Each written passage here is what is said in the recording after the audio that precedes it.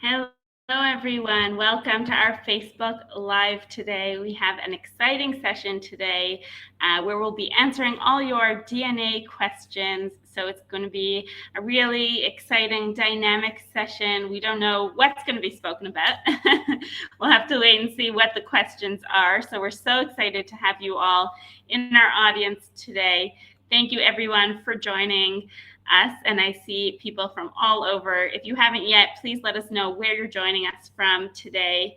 I see Ellen from Massachusetts, and Lori from California, Kathy from Ontario, Elaine from the UK. So thank you, everyone, for joining us, no matter where you're located. Please let us know. We love seeing you all here with us in the audience. We're so thrilled to have an amazing speaker with us today. So please add your comments in the comments section. Let us know what you want to hear about, what DNA questions you have, and we'll be answering questions today. So we're super excited about this. In addition, I just want to let you know about a DNA sale that we have on at MyHeritage. So we'll be putting a link in the comment section about that, and you can all take advantage of that DNA sale. And we will also be running a draw today. So at the end of today's session, we'll be giving away a DNA kit to one lucky winner. So if you have tried MyHeritage DNA already, or you have uploaded a DNA kit to MyHeritage, please let us know what discoveries you've made on MyHeritage using MyHeritage DNA, whether it is you've taken a test somewhere else and you've uploaded a kit, or you have taken a MyHeritage test. We want to hear about your discoveries, and we'll be choosing one lucky winner in the audience to give away a MyHeritage DNA kit. So very excited about that at the end of today's session. So now let me bring on our guest today, a DNA celebrity. We have with us Diahan Southard of Your DNA Guide. We're so thrilled to have her with us. She's come and done a few Q&As for us in the past, and it's always such a pleasure. So let me just bring her onto the screen here. Hello, Diahan. Hi, Esther. How are you doing? I'm doing so well. I'm so glad this worked out. Last week was crazy, right? Like the internet shuts down. What? Yeah, for anyone that doesn't know, we planned to do this one last Monday, exactly a week ago, and we were waiting, and Facebook was just down. So we, in the end, we ended up rescheduling. So hopefully there won't be any outages today. Yeah. Let's hope that it all goes smoothly. So before we start, I just wanted to talk with you about, for anyone who hasn't seen the news, about the update that we did at MyHeritage just this week to the theory of family relativity. So what do you think about that? Maybe you could let people know, what this means for them, this exciting news. Yeah, so I think one thing that we don't always understand is that the theory of family relativity, which is an awesome feature at MyHeritage, which helps you essentially do what we're all trying to do, figure out how you're related to people on your match list, right?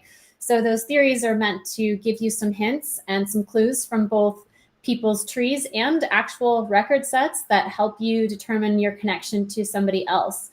And so they're fabulous, but I think we don't always realize that they aren't like continually being updated. Like our match list, a new match is processed at MyHeritage and it'll pop up on your page the next day, right? But that's not how these theories work. They're not repopulating all the time. And so we have to kind of wait for these like really special days when they're updated. And so one of that special day has come. And so it's really exciting. Like the numbers are really impressive. I don't know if you wanted to share any of those, Esther, about how many new theories you have, but it's pretty exciting.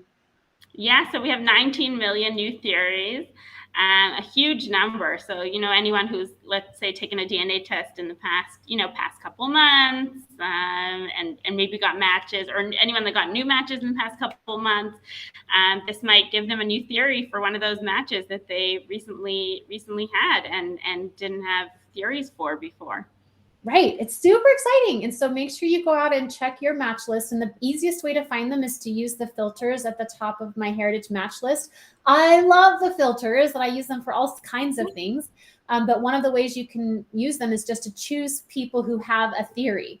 And then it will just filter your list and show you only people that have a theory. So you can just get started on those right away. Amazing. Yeah, we're really excited about this update. And of course, every time we do an update, we just get so many people who said, oh, I found a theory about this match that I was wondering about, or now I can, now I know how this match is related to me. So it's really, we love hearing those stories. So that's also why I asked for everyone to let us know in the audience, what you've discovered, because it could be, It could be that a theory led you to, uncovering how a match was related to you, how a DNA match was related to you. And that's very exciting. Or finding a long lost relative. We all know the amazing stories that, DNA can lead us to. Incredible. So for anyone in the audience that has questions, now's the time. Start putting them in the chat, and we're hoping to answer some questions here. We do have a few that were sent in beforehand that we'll start with. We're so excited about this. So I'll start with some of the ones that were sent beforehand, if that's okay, Diane. Yeah, let's do it.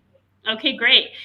So Cindy wrote to us in advance, and she asked, why are the DNA results different for each DNA company? And how can I know which one is correct? Right. This is such a common question. And I just love that we even have this question. Guys, isn't this pretty amazing that we have multiple companies that are offering us some insight into our family history using our DNA? It's a really incredible time to be a genealogist. So let's all be just a little bit excited that we even have this question. But mostly the differences between the testing companies come because of two different things. Number one, the composition of their database, right? You're going to get different matches at different companies because different people have tested, right? But most of the time when people are asking this question, they're asking it about the ethnicity results. They're saying, how come at one company I'm 22% Italian and at another company I'm only 9% Italian? How does that make any sense? My DNA is the same. I haven't changed, right? And it really comes down to the way that ethnicity results are calculated. So each company has their own way of doing things, and their own way of doing things is based on two major factors. Number one are their own reference populations. So each company has developed a reference population for Italy, and they've decided what it looks like to be Italian genetically based on their reference populations. But the reference populations that each company are using are different. And so if you think about Italy, for example, we know that genealogically and genetically, people in southern Italy look very different than people in northern Italy. So when they're saying you're Italian and they're basing it on their reference populations that are Italian, are there Italians from southern Italy or northern Italy or the middle or both, or right? And you can see how that's going to affect the result that they give you based on where you're from and these reference populations that they have. So reference populations are a big deal, and they really do affect the kinds of results we're getting from our companies. The second factor is what I call fancy math. Okay, so it's actually really hard to determine these shared ethnicities. It's not like you have this sequence of DNA that says you're Italian, and if you share that exact sequence, you must be Italian. Done. Okay, it is way more complicated than that. And so our companies have their own way of handling that math, essentially, that determines if you are truly Italian or not Italian. And kind of related to that math idea, the fancy math, is that these are estimates, and therefore they're reported with some kind of confidence interval. Okay, so it's like they might call you or say that you're 22% Italian, but their range of Italian that they saw in you could have been 0 to 40%. But they have to take like all of this data and condense it down into a number that somewhat makes sense to us. And so they tell us 22%. So it's a very complicated process, and they are continually improving, but I don't think you will ever get the same result from every company. I just don't think it's possible given the way the systems work. There's my long answer. Okay, we love long answers because they're very thorough, so they're amazing. Let's see. We have a question from here from Linda, and she asked. She also sent this in beforehand. Are your DNA results private, or can other people see them? Oh, this is such a good question to be asking. And it really depends on the settings that you have set. So in your settings at your testing company, you can choose things like how you appear to your DNA matches. So you can choose to not appear.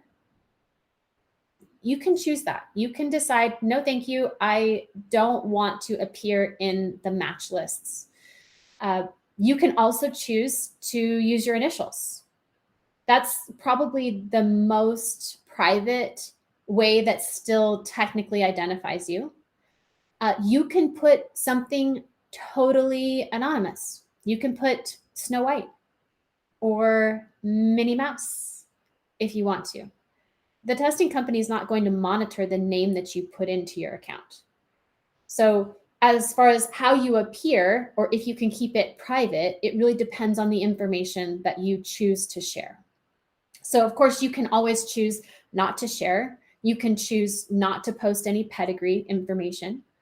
But in the end, your DNA is connecting you to other people in the database. And even without sharing any personal information about yourself, you are theoretically identifiable because of the way that you're sharing DNA with various people. I might not be able to tell if you're which sister you are in a family, for example. I might not be able to tell that, but I could tell that you are a sister in this family. That's the power of genetic genealogy. And that's what's bringing us so much success, right? Is that we are able to piece together family relationships using our DNA testing. So as far as privacy goes, if you are tested, you are technically identifiable. And so that's part of that give and take that you have to decide, is that worth it for you?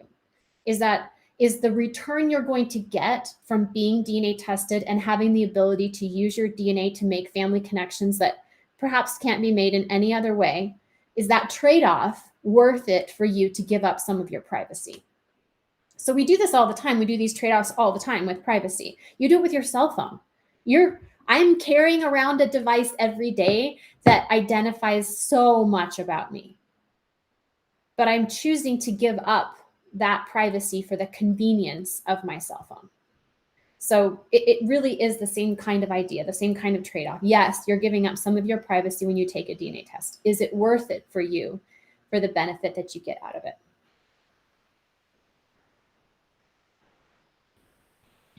We would say yes. Yes. Definitely. I mean, when you hear all these stories, and I could see some of them already coming in the chat here from incredible reunions and discoveries. So keep them coming, everyone. We'll be giving away a MyHeritage DNA kit at the end of today's session to one lucky winner. Let us know what you've uncovered using MyHeritage DNA. We'd love to hear about your discoveries. So Diane, this is an interesting one. We have a question here from Nancy. She sent it in the other day. She said a discussion on another Facebook DNA group, Blaine Bettinger, it indicated a DNA match of 15 centimorgans on one segment is not worth considering a DNA match. I recently have found a 25 centimorgan on one segment. Should I disregard it? Oh, Nancy, this is such a good question. And it really comes down to a personal preference threshold. So the data tells us that segment size matters because segment size helps us determine if a piece of DNA you share with someone is real, meaning inherited from your shared common ancestor, or not, meaning it's there because it's a common piece of DNA in your population. All right, so those are the two choices. When you share DNA with someone, it's because you both have a recent common ancestor or you have a shared population. And it's really hard to tell which sometimes, especially when we're dealing with more distant relationships. I mean, on average, you will share about 35 centimorgans with a fourth cousin. But we know that we don't even share DNA with all of our fourth cousins. Half of our fourth cousins we don't share any DNA with. These are real, true, honest to goodness relatives of ours that we can document and put in our family tree. You will not share DNA with them. So that means that you're going to have real, true blue fourth cousins that you only share 10 centimorgans with, that you only share 15 centimorgans with, for example. But the problem is when you see a person sharing 15 centimorgans and you don't know how they fit in your family tree, is it worth your research effort and time to try to figure it out or not? So this is where you have to decide, where is your threshold? So a lot of us in the industry, and Blaine included, draw our line at 20 centimorgans. Because at 20 centimorgans, it's like 65-ish% likely that you will share a recent common ancestor with that person. If you have one piece of DNA that's 20 centimorgans, one segment, 20 centimorgans. Okay. And so that's where I've chosen to draw my line most of the time, because I don't want to waste my time chasing matches that never pan out, who you'll never find your common ancestor with because it doesn't exist. Right? You don't want to waste your time. So that's what it's all about. Do you have tons of time to do this and you can research other people's trees? Because that's also what it takes, right? If somebody's sharing 15 centimorgans with you in one segment, or even honestly, your situation, 25 centimorgans in one segment, what kind of relationship do you have to that person? Well, they're most likely to be some form of fourth cousin. Maybe if you're really lucky, like a third cousin once or twice removed, that's a possibility. But they're relatively distantly related to you, which means that in order for you to find your connection to them, you would have to build out their pedigree chart to their 3 times great-grandparents. We all have 16 3 times great-grandparent couples.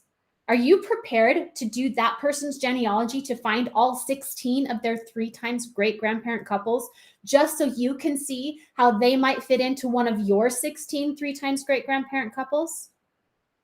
That's a lot of work.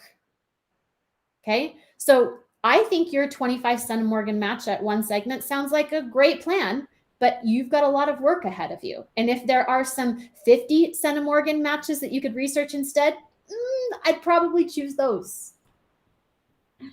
I guess it's a matter of prioritizing. It's a matter of prioritizing. Wow. And even though they say that genealogists never sleep, I guess we do have to sometime. Right, and eat occasionally, yes. Here or there at some point. Otherwise we'll run into problems. So, okay, we have a question here from Christy. It's actually a 2-part question. She asks, how do I upload my DNA to MyHeritage from Ancestry? And the second part is, do I have to join MyHeritage in order to upload my DNA from Ancestry? And I guess this also, I'm tacking onto this question also. Why would somebody do this? Why is that important? Or why would somebody upload their DNA to multiple testing services? Right. So the transferring process is pretty straightforward. It starts by downloading your DNA from whichever company you've tested with. So it sounds like you've tested with Ancestry. So you download your DNA from Ancestry, and then you follow a procedure at MyHeritage to upload it. So we actually have instructions on how to do this at yourdnaguide.com/transferring. So if you go to yourdnaguide.com/transferring, we have all of the instructions and step-by-step with pictures and everything about how to do that. And why you might want to do it is because there are other people who've tested at MyHeritage who have not tested at Ancestry. And you need all the matches you can get to help you reach your goal and destination, I'm assuming. And so you'll want to go to MyHeritage to gather these other matches. Additionally, MyHeritage has some tools that Ancestry doesn't have, some ways you can look at your data that Ancestry doesn't have. And so those are going to be important. They also have their own ethnicity. Now, to access the ethnicity results, you do have to pay an unlock fee. But if you want to see your match list, it's totally free. So there's no monetary obstacle to transferring. The technical process of it is pretty straightforward. I feel like anybody can do it. They follow our instructions. And you have access to the most important part of your DNA test, which is your match list, for free. So you can kind of get in there, dip your toes in, get used to the interface, see if there's any matches in there that you're really interested in researching. But then if you want to see their trees, if you want to use some of the more advanced tools, if you want to see the ethnicity, then you will have to pay an additional fee, whether that's just the unlock fee or by having a subscription to MyHeritage. Okay, and to kind of add on to that question, Alice asked, is there any practical difference with uploading my DNA instead of taking the original MyHeritage test? In terms of results. Oh, in terms of results, no. In terms of results, not anything significant. However, you should consider physically testing for a different reason. Physically testing means that your DNA is preserved in multiple locations. And I've been in the industry long enough to see the rise and fall of plenty of companies. And just because one company seems robust and strong and going gangbusters, and it's not that they'll be here forever, they won't. And so it's important to have your DNA in multiple locations, your physical DNA sample, because you just don't know what the future is going to bring. And I feel like we're just at the very beginning of this technology. And in the future, there may be a need to go back and retest your sample to take advantage of a new technology. And if MyHeritage is the one coming up with that technology, but your physical sample is at Ancestry, they're not going to be able to help you. And if you have passed away or the person that you've tested has passed away, you'll have missed that opportunity to take advantage of that new technology. So I think there's benefit in physically testing as well. That's such a great point, which is also why somebody can win that DNA test today. Even if you've already tested it at another service, you can use it yourself. You can send it to a family member, get other people to test. Also a great opportunity. So keep writing in those comments all those wonderful discoveries that you've all made using MyHeritage. We'd love to hear that. Let's see, we have a question here from Melody. Why does it seem that my matches only show third to fifth cousins? I guess that's the closest that she has. Mm-hmm. So Melody, I know something about you, even though we've never met, just by you telling me this. And what I know about you is that you yourself were born outside the United States, or both of your parents were born outside the United States. Because that's just a reality for people who have tested outside the United States at this point, is that you just don't have very many close matches, because our databases are still primarily US based, but that is changing, and it's changing fast, and it's exciting. And more people in other countries are kind of jumping on this DNA bandwagon. And so it's an exciting thing to watch happen. And honestly, you just need some more people tested in your area, more people in your family that have tested. And as Esther was saying, take a MyHeritage DNA kit and give it to your relatives. Create your own matches in that sense, right? And then you can begin to see how the power of DNA testing can verify your relationships that you already have. And by having those other family members that you know your relationship to, it can actually help you filter the third to fifth cousins you do have and make them useful to you. So known matches help us filter our match list to find the matches that are most important to us at the time. So that's also a really good way to use your free MyHeritage DNA kit, is to get some of your relatives tested. So. Get all of them to test. It's a good Christmas present every year. That's right. Let's see. We have a question. Well, it's more of a comment here from Stephen, but I thought maybe you have some tips for him. He said, I did 23andMe testing, and I found a match that transferred to MyHeritage and found her dad. Still working on how we're connected, as her dad does not know his father's name. So I guess the question is, how do you grapple with, testing on different services and having matches on one, but those matches aren't on the other service, and then I guess manage the management of it all, of the whole, of using different services. Yeah, no, it's complicated, right? And it gets overwhelming really quickly. And I think that's where most of us are at. We've either tested or transferred, and now we've got all this data, and what do we do with it? And what I like to remind people of is it's like, let's say you were to take a trip here to Salt Lake City. I live in Utah now. So you take a trip here to Salt Lake City and you are walking into the Family History Library. And if you haven't been to the Family History Library before, it is such an experience. It is floor upon floor of resources and books and microfiche and like maps and crazy amounts of information, right? So think of that library like all of your DNA matches at every company. And if you just walked into the library without a plan, without a research goal, without some little like predetermined work about how you wanted to spend your day, and you just like wandered around the library and like pulled a random book off the shelf and started flipping through the pages, like how quickly would you become overwhelmed and disenchanted and just leave and like go across the street to the mall? Okay, like pretty fast, right? So I feel like a lot of us are approaching our DNA match lists at all of our companies kind of like that. We like show up, we kind of click through some stuff, and then we're kind of overwhelmed and we don't really know what it means. And so we switch over to Netflix, right? So you need to come to your DNA testing experience with a plan. You need to come with a purpose. Don't come to browse, right? So if you have that plan in place, then it dictates what you do. So if I want to find a particular ancestor, then I know how to go into my match list. I use, as I said, some known matches to help me find the people in my match list that I want. And I pull them out of my match list, and then I start working with them in a very methodical way. So of course, I lay out all that process in my book, Your DNA Guide, the book, and in our series of workshops that we offer called Your DNA Guide, the Academy. So, but there is a process that you can learn that keeps you organized, that makes it so that you have a plan and you have a procedure and you're walking through it step by step.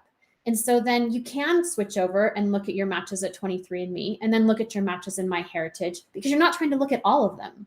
You know how to find the ones that you need, so that then you're just organizing and keeping control of just those specific matches, which are just a relative few compared to the thousands that you might have. So for me, it's all about having a plan and a purpose and a procedure. And then you don't get overwhelmed, because it is important to be in all of these places, like I said, to find the matches that you need. But it's so easy to get lost. So you need a plan and a purpose. I like that advice. It's great advice. And I just want to remind everyone, as we're going through this Facebook Live, that this Facebook Live is available afterwards if you want to rewatch it, because Diane has so much great advice, and you know, you might want to rewatch it and take notes. So it's available on the MyHeritage Facebook page under the videos section. So just in case you miss anything, it is recorded and it will be available there, as well as all of our previous Facebook Lives. So feel free to take a look. So we have a question here about the ethnicity estimate. I know we've spoken a lot about the matches, and we haven't spoken about the ethnicity estimate at all. Julie asks, can we trust ethnicity results if it's a low percentage? For example, 12% Eastern European or even 0.8% Middle Eastern. Right. So we did talk a little bit at the beginning when I was talking about reference populations and that fancy math. That was all about ethnicity results. But as far as trusting those smaller percentages, it really depends on the category. So in each population group, there are some that are more robust categories than others. So for example, you mentioned like a fairly broad category like Central European or Eastern European, right? So if you think about that, it's like this huge swath of land. So the possibility that you fit somewhere in that huge swath of land is pretty high, right? They're not being really specific about the group, right? And so to say that you do have some ancestry from that broad general area of the world and it's about 12%, yeah, that's going to be fine, because they're not being really specific, all right? Now that 0.8% Middle Eastern, now that's a lot different, right? Because it's still a pretty broad place, but now that percentage is so low. So when you said so low initially, I was thinking that 0.8%. 12% is not low. 12% is high. Okay, so when I think low percent, I'm like 1% and below. or maybe 4% and below, I would consider to be low. But anything above 5% is a good signal, like a strong signal, in my opinion. Okay, so first think about kind of the place it's trying to tell you about, and then kind of draw yourself, again, that line in the sand, which is not really strict, by the way. 5% and higher, I'm super confident in. Below that, maybe not, okay? But then also think about what kind of population it is. So for populations like Finnish and Jewish, those populations are so genetically distinct from the rest of the world that even a small percentage in those places is usually very accurate. So then I would say even 2 or 3% Finnish or Jewish, I'd be very confident in. All right.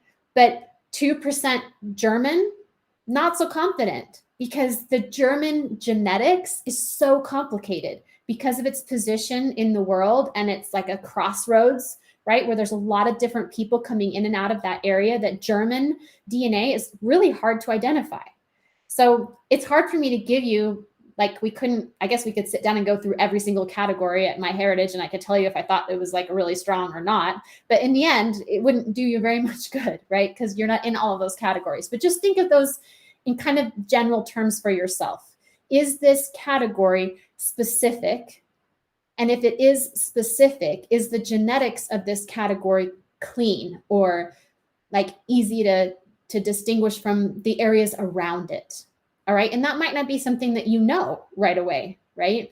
And there are metrics that our companies sometimes provide to us to help us, but in general, it's kind of difficult. But I think overall, the ethnicity results that you get in these big percentages are meant to be guides for you and say, hey, this is kind of interesting. If you don't yet have an ancestor from Eastern Europe, you might consider that that's a real possibility. If you're missing a 2 times great grandparent, don't know where they came from, and you've got this 12% Eastern European that doesn't seem to belong anywhere else in your family tree, I would take that as a big hint that this missing person could be from that area of the world. You can do that. Now, what's even better than these ethnicity percentages are the groups that MyHeritage has, or the communities at Ancestry. That technology is very different, and it's based on matching, and it's very, very accurate. So if you're part of a genetic group at MyHeritage that specifically names a location, a migration path, those you should pay very close attention to. Those do have direct correlation to your family history and the people that you're trying to find. So I would pay far more attention to my groups than I would to my ethnicity percentages. Okay, we have a question here from Sarah Louise.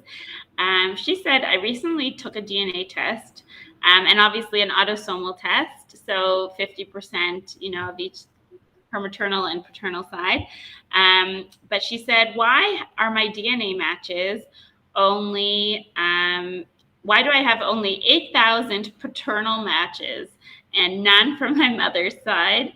Or I guess very little. And she said, both of my family sides are from Ireland and from Spain.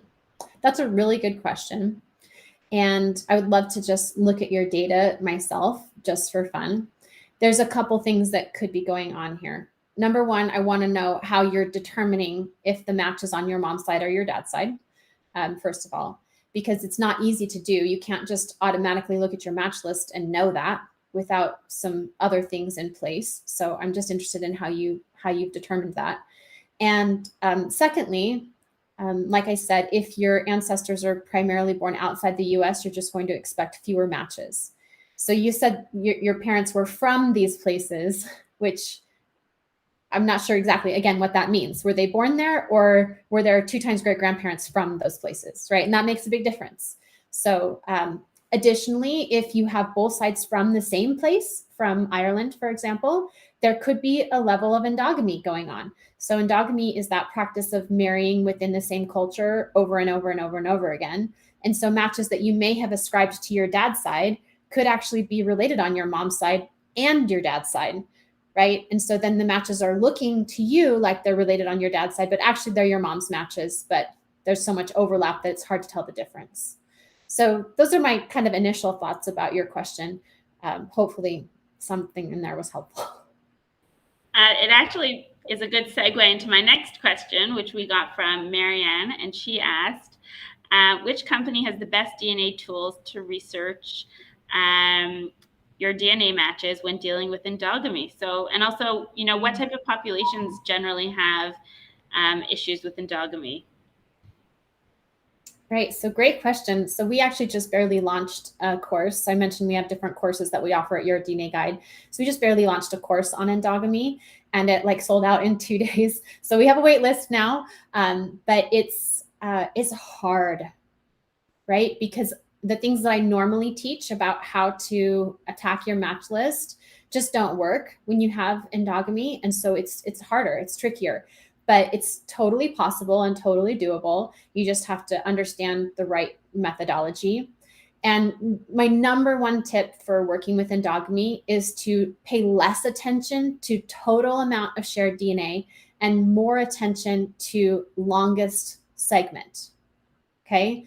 So our match lists are organized by how much DNA you share with someone, with the most at the top, right? And so we just naturally start at the top and start to work our way down through our match list, trying to figure out relationships. The problem with endogamy is that often at most testing companies, you share too much DNA with people because you've got all of these small little pieces that have come from your population group that are inflating that total amount of DNA that you're sharing.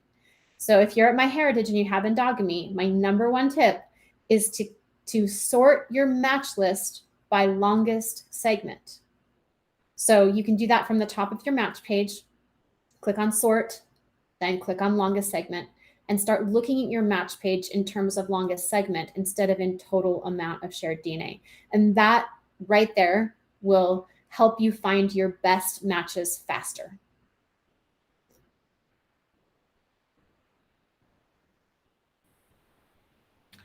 We have a question here from Elaine, and Elaine asks, she says, my highest match is 346 centimorgans on MyHeritage, and they were adopted and have no information to share. None of our shared matches have trees or answer messages. Is it worth trying to figure out further how we match each other, and how can she do that? For sure, it's worth it. That's a huge match. Okay. So there's a couple things you can do. One of my favorite underutilized tools at MyHeritage is found buried in the little tiny question mark right after your relationship possibilities, right? So it's going to say, like in your case, it probably says like first cousin, blah, blah, half first cousin, something, that long list of possible relationships. And there's this little question mark. So click on the little question mark and it pulls up this beautiful pedigree chart. And in purple are all of the possible relationships that you have to your match. All right, so take a look at that chart. And one of the biggest ways you can decide which of those purple relationships is your relationship is by checking something really simple. Like I call it in my courses, I call it checking birthdays. So how old are you compared to how old your match is? So when you look at your match, and this doesn't always work, by the way, but it's a good way to start.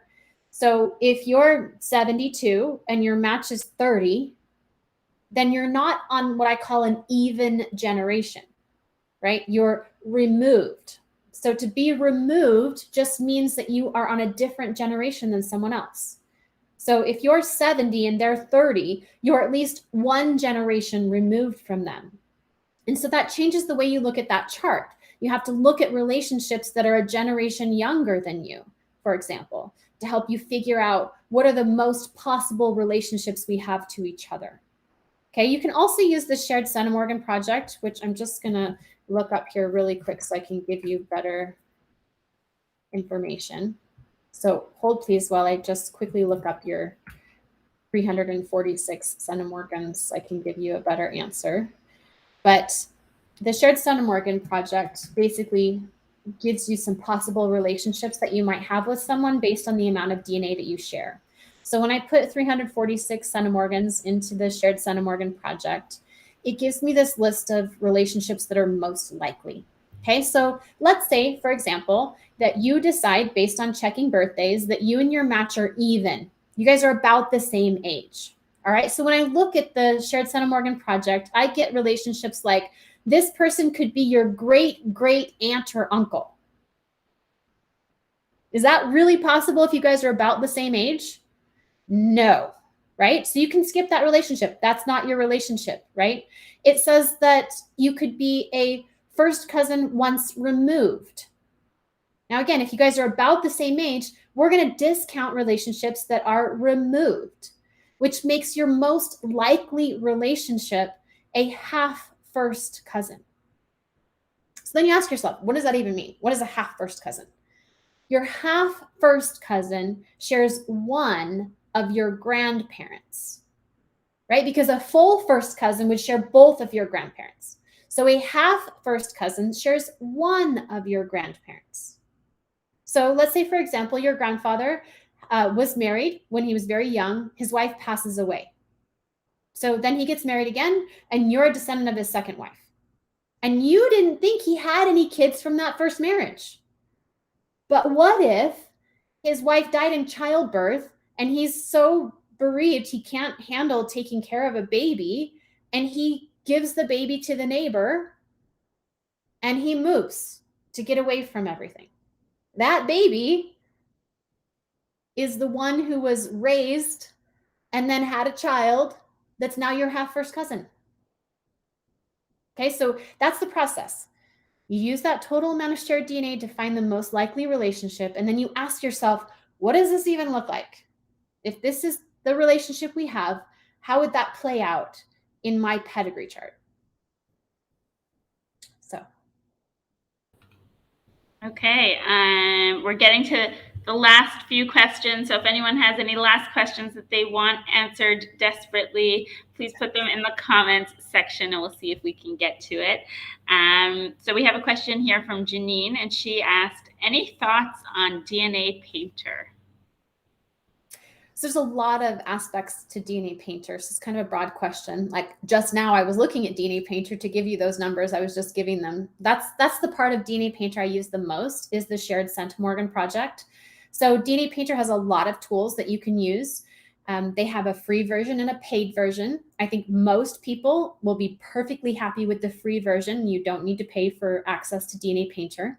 So the tools they have that I use the most are the shared centimorgan project, which I just talked to you about. And the second is the what are the odds tool. So the what are the odds tool essentially lets you ask, how am I related to this group of people? So using good methodology, you've found in your match list a group of people that you can see are related to each other. They have a common ancestor, but you don't know how you fit into their pedigree. So you draw out their pedigree in what are the odds, and you can ask the system, what if I fit right here? Could I fit right here? And the tool says, nope, you definitely cannot fit there. And then you'll say, well, what about over here? What if I put myself as the descendant of this person over here? Could I fit over here? And the tool says, sure. And then you add another hypothesis, they're called. How about over here? Could I fit over here? And the tool says, sure. And once you have more than one hypothesis that's possible, it will rank them for you and says, okay, of these 5 possibilities, we think possibility number 3 is your best bet. Go with that one. And then what do? You do genealogy, right? The DNA says, we think it's most likely that you fit right here, but you could honestly fit in any of the other 4 places. So you start doing genealogy to figure out how possible it is that you fit in position 3. So it's a really powerful tool, but you kind of have to have the right situation to use it. You have to have a group of matches who you know they have a relationship, and you're trying to figure out what your relationship is to them. And that's when you use what are the odds. So they have a lot of other cool tools, but those are the only ones I use consistently. Okay, we have a question here from Joanne, and she asks about your courses on your DNA guide and what you have for beginners and how people can start out if they're new. And you know, the world of DNA, some people have been genealogists for years but haven't embarked on that journey yet. So where should they start? Yeah, so great question. So we're really, really excited about our academy and all of the course offerings that we have. So we currently have, and you can go to yourdnaguide.com endogamy.com/theacademy and see what we're currently offering. So I mentioned that endogamy course. So if you already know that you have endogamy in your family tree, that's a great place to start. Just trying to figure out how to approach your match list and things like that at different companies. We also have a Y-DNA course, and we are enrolling in that course for our October 29th, I believe, start date. So it's a 3-week course, and all the videos are recorded, and you have lifetime access to them once you purchase the course. But we do kind of try to keep you on track with different like email campaigns that say, hey, you should be this far in the course by now, to try to help you keep on track. And then we have a live Q&A at the end of the course. But one of the best features is that there's a discussion board. So anytime you have a question about a video, you just type it in the discussion board, and I'm right there to answer you. Usually within 24 hours, I'm answering all the questions on the discussion board. So it's really interactive. I love all of our courses because they're a combination of live instruction, just like this, and coursework. So I'll say, here's your workbook, and I want you to do this right now, and press pause. So you'll pause me. And then you'll come back when you're done with your classwork, and we'll go over it together. So it's like live, real time, but you're like working problems with me right as we're going together. And then you have homework to do after class that kind of takes all the principles we've talked about and pulls them into like a case study of sorts, or at least some kind of worksheet that helps you work through the concepts we just talked about. And then you can watch the video that tells you the answers to the homework, so you can see if you got them right. So there's a lot of elements that I feel like are missing from just a regular lecture that really help you, learn the material, and most important to me, feel confident in using the material, right? Because it's one thing to learn it and then to go and do it on your own. But most of the time, most people are still like, I don't know if I did that right. And that's what I feel like our courses really deliver, is that confidence. So we have actually a free Y-DNA course that's like a super basic introduction to Y-DNA if you've never thought about that before. But if you already have a Y-DNA test, you should just jump right into the real course, which again is opening, or we'll be starting that one in October.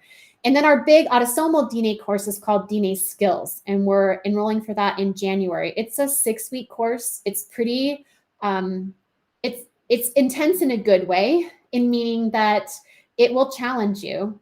But if you want to start off 2022, like really understanding how this stuff works, and to get that step-by-step methodology that I was telling you about, hands down, this is it. We've had so much wonderful success from our DNA Skills workshop. Every participant who comes out of there comes out feeling confident. Like, that's one of the questions I ask at the end. And people, like, I'll say, how did you feel before you started the course, and how do you feel now? And most people say, before I started, I felt unsure, and now I feel capable and confident that I can do this. And that's my entire goal, is really to make you feel like you've got this, and you can attack your match list and solve problems on your own. So anyway, thank you for asking about that. Obviously, I love talking about it, and it's so fun, and I'm excited about these products that we're offering. So thanks for asking. Also, we can just see, by how much information we're gaining from a Facebook Live, I could just see how useful these courses could be. It's just your wealth of knowledge. Thanks, Esther.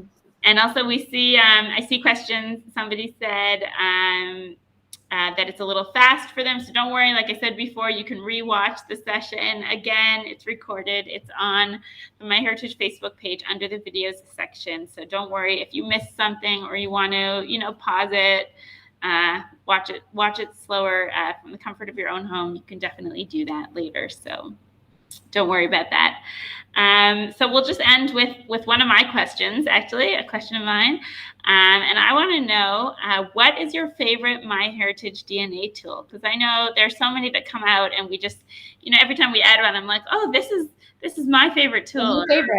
Or different, we have different genealogists who say, oh, this one I use all the time, or this one has become my favorite. So I'm curious to hear what you think. What's your favorite MyHeritage DNA tool?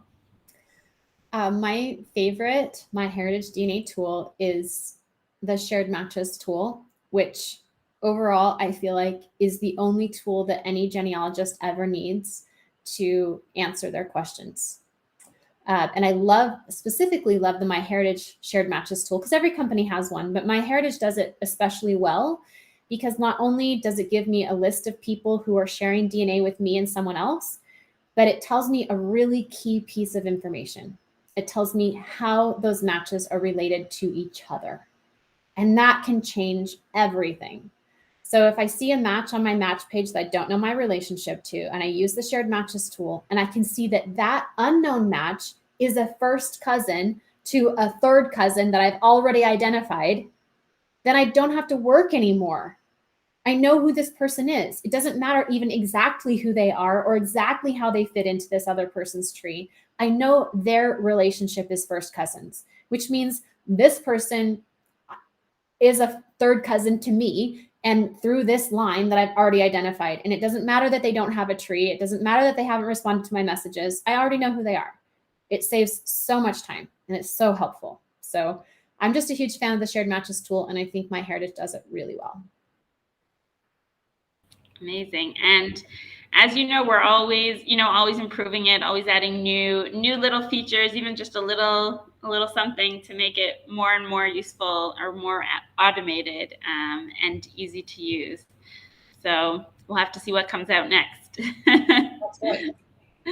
Okay, so we're really excited now to give away a MyHeritage DNA kit to one lucky winner. Before I do, I just want to let everyone know that we put a link to Diane's site in the comments, so please check it out. Thank you. Yeah, it's over there, so make sure you don't miss it. And now we get to give, a MyHeritage DNA test to one lucky winner. My favorite part, because we make someone really happy. And of course, if they have a DNA kit, you can give it to a friend, a family member, test everyone possible. So our winner today is Christy Vadolan, and Christy wrote to us and she said, MyHeritage has identified my Swedish sub-areas, or whatever you call them, and based on my genealogical research, they are spot on. So I'm guessing Christy was talking about genetic groups, probably. Mm-hmm. And that's really great, and it just confirms what you've researched yourself, which is fantastic. So we're so glad to hear that, and congratulations, Christy. We'll be in touch with you through private message to claim your prize. So Diane, thank you so much. This was so informative, and every time I learned different tools, different tips and tricks, and I know so much changes in the DNA world, because as you said earlier, it's still so new, even as long as it's been out. So I find that so fascinating. Yeah, thanks for having me, Esther. It's always a pleasure. I love hearing all the questions. Thank you, each of you, for coming. And it's so fun. You can do this. Just keep going, keep learning, keep attending things, and it'll all start to click. Yeah, and you never know when you'll make that breakthrough. That's right. For sure. So thank you so much, Diane, and have a great day, everyone. Thanks. Thank you for joining us. See ya. Bye.